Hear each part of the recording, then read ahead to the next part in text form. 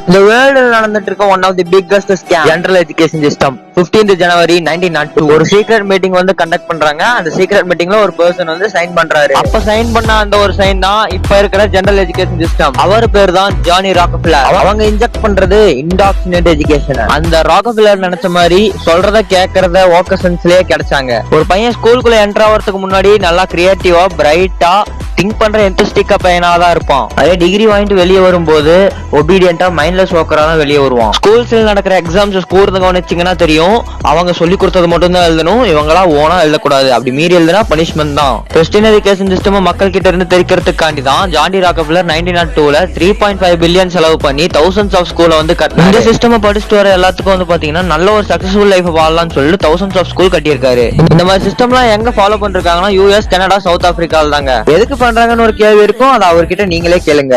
Thinkers. I want a nation.